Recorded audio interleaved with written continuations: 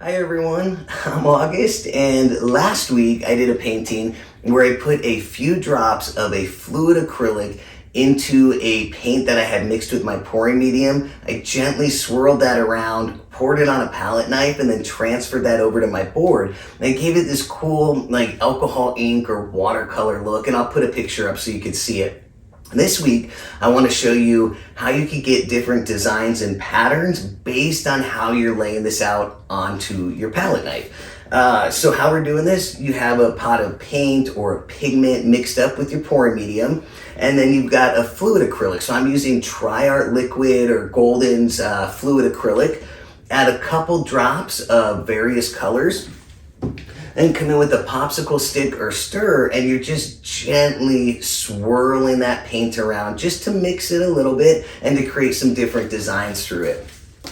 After that, you get your palette knife and you pour this paint down onto your palette knife and transfer it onto your board. And I should mention, make sure your board has pillow paint on it. So you'll put your pillow down and then you'll transfer these colors onto it. So last week, it was a cool look.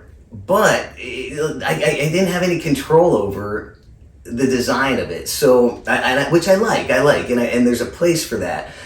But some of the lines were going diagonally, some of them were horizontal. I had no control over that, and how I did that was when I poured the paint onto this palette knife, I just went back and forth, back and forth, back and forth, till I had enough paint on here, and then I transferred it down. This week, and I'll put a picture of this week's painting up so you can see it. If you'll notice, the sky and the landscape part, those lines are all going in the same direction. The only difference is, instead of pouring it across your palette knife like this, you're pouring it across your palette knife in this direction, and that's going to create those lines that you see in this painting.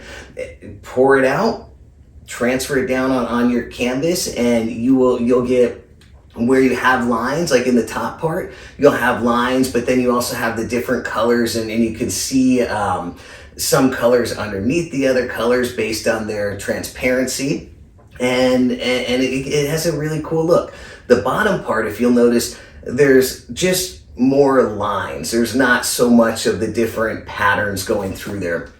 The only difference with the bottom part, I did the same thing. I went up and down, up and down, up and down. I ran over it one more time going the opposite direction. So that's going to give you more lines. And the more colors you have, the more fluid colors you have mixed into this, when you do that and go back over it a second time, you're going to get really tight lines. And I did do a piece doing that. So it has its place as well. So I hope all that made sense.